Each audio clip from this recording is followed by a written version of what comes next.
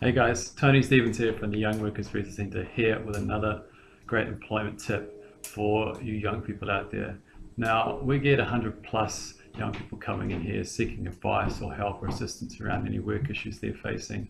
And one of the things that really shocks me is the amount of those young people that were never given an employment agreement before they started work. So I get a lot of horror stories, and a lot of those problems stem from the fact that they didn't have an agreement, so there was no actual physical agreement, something in writing that pinned down what their conditions were going to be, you know, how much they were going to get paid, the frequency of their payments, how much holidays, sick pay, all those entitlements, and all the expectations of the employer. They didn't have a written copy of those. So essential to have an employment agreement. I mean, last year we had this young tradie come in, and he'd been taken for a ride by his employer. You know, he was getting paid whenever the boss felt like it. He was getting paid in cash.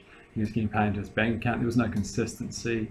His boss wasn't paying him his annual leave. And this kid wasn't too educated on his rights. But if he had an employment agreement, he could just whip that out and, you know, quickly check what his entitlements are and what his employer had agreed to give him within that.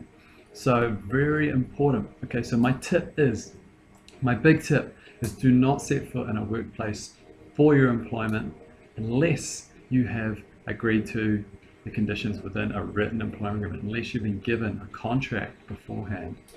And make sure that you exercise your entitlement to take that away for a reasonable amount of time. You don't have to sign it on the spot.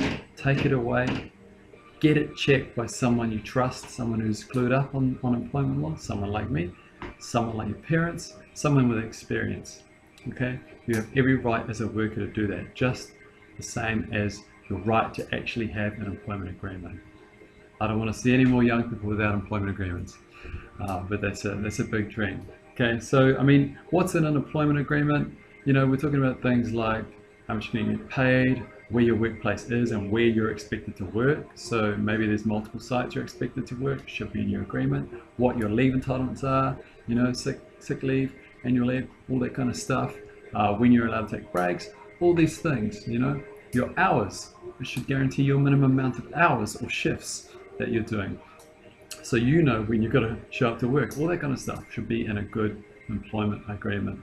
So essential, okay? I wouldn't rely on a verbal agreement in any situation.